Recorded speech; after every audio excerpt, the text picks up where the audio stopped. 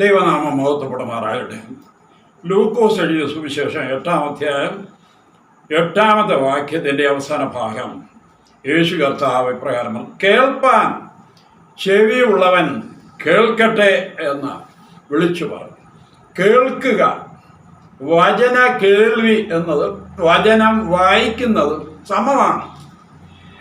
വചന ധ്യാനത്തിന്, വചനം വായിക്കുവാൻ ദൈവമക്കള് സമയം കണ്ടെത്തിയേ തീരൂ. യോഹന്നാൻ എഴുതിയ സുവിശേഷം 1-ാം അധ്യായം 12-13 വാക്യങ്ങൾ നിങ്ങൾ വായിച്ചു നോക്കി.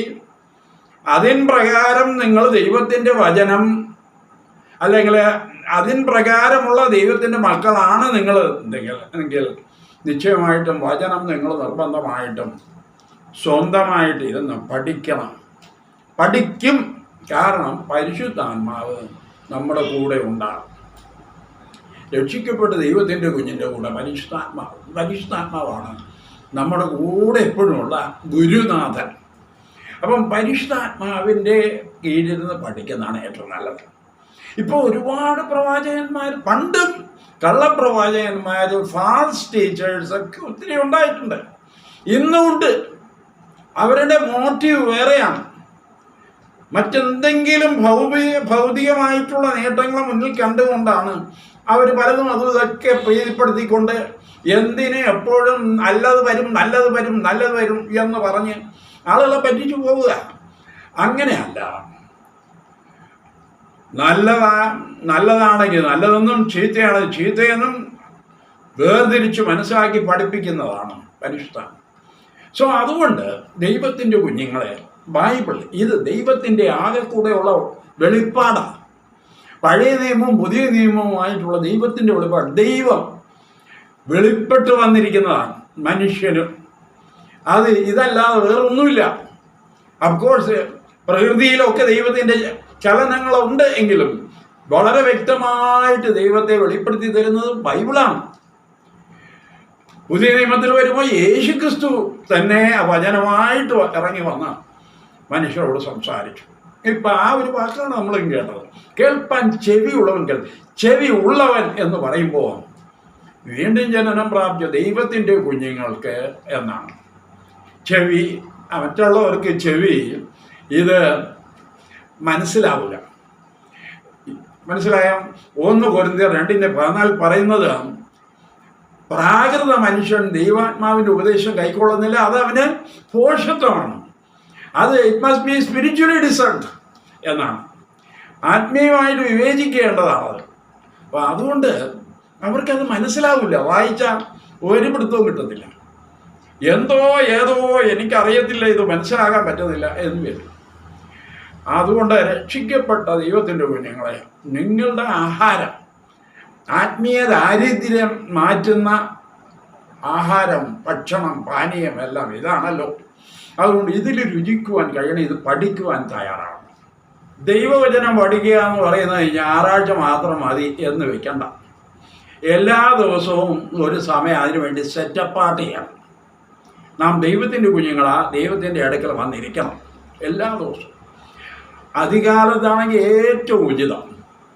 അതിന് സമയം പറ്റുന്നില്ലെങ്കിൽ രാത്രിയിൽ അതിനുവേണ്ടി സമയം കണ്ടെത്തണം. ഡിസ്ട്രാക്ഷൻസ് ഒന്നും ഇല്ലാതെ ഇരിക്കുന്ന സമയം ഒരു പ്രത്യേക സ്ഥലത്തിരുന്ന് നമ്മൾ പഠിക്കുവാൻ തയ്യാറാണ്. സത്യം പറഞ്ഞാൽ 1 വർഷം കൊണ്ട് ബൈബിൾ മുഴുവനും വായിക്കാൻ പറ്റും, 2 വർഷം കൊണ്ട് മുഴുവൻ ബൈബിൾ വായിക്കാൻ പറ്റും, 4 വർഷം കൊണ്ട് വായിക്കാം, അല്ലെങ്കിൽ 5 വർഷം കൊണ്ട് വായിക്കാം. ആ രീതിയിൽ നമ്മൾ അതിനെ ക്രമപ്പെടുത്തണമെന്നേ ഉള്ളൂ. മനസ്സിലായില്ലേ? ക്രമപ്പെടുത്തി നമുക്ക് ഓരോ ഭാഗം, ഓരോ ദിവസം ഒരുപാട് വായിക്കാം. ഒരു ഭാഗം വായിക്കും. അതിൽ നമ്മൾ പരിശുദ്ധാത്മാവോട് ചോദിക്കണം. നമ്മൾ നെഞ്ചത്ത് കൈവച്ചിട്ടുണ്ട്, വാട്ട് ഡസ് ഇറ്റ് സേ? ഇതെന്താണ് പറയുന്നത്? കർത്താവെ, എന്നെ അറിയിക്കണമേ, ഇതെന്താണ് ഈ ഭാഗം പറയുന്നത്? ഈ ഭാഗം ഞാൻ വായിച്ചു, 3 പ്രാവശ്യം ഞാൻ വായിച്ചു, എന്നിട്ട് എനിക്ക് മനസ്സിലായി അതെന്താണ് അത് പറയുന്നത്. അപ്പോൾ അതിനവിടെ ഉത്തരം കിട്ടും. ആ ഉത്തരം ആ മാർജിനിൽ എഴുതി വെക്കണം ബൈബിളിൽ, നമുക്ക് ഉത്തരം കിട്ടിയാൽ. പിന്നെ വാട്ട് ഡസ് ഇറ്റ് മീൻ? ഇതെന്താണ് അർത്ഥമാക്കുന്നത്? അതിന് മറ്റു ബുക്കുകൾ, ഡിക്ഷണറി, ബൈബിൾ ഡിക്ഷണറിയൊക്കെ ഉണ്ടെങ്കിൽ അത് നല്ലതാണ്. അതിൻ്റെ സഹായം തേടി അതിൻ്റെ അർത്ഥം അതുപോലെ തന്നെ, അത് എന്തൊക്കെ എഴുതിയിരിക്കുന്നത് അതിൻ്റെ അർത്ഥം അവിടെ എഴുതി വയ്ക്കാം. മൂന്നാമത് ചോദിക്കേണ്ടത് what does it say to me to do? ചെയ്യാനായിട്ട്, എന്നോട് ചെയ്യാനായിട്ട് ഈ ഭാഗത്തൂടെ എന്താണ് പറയും?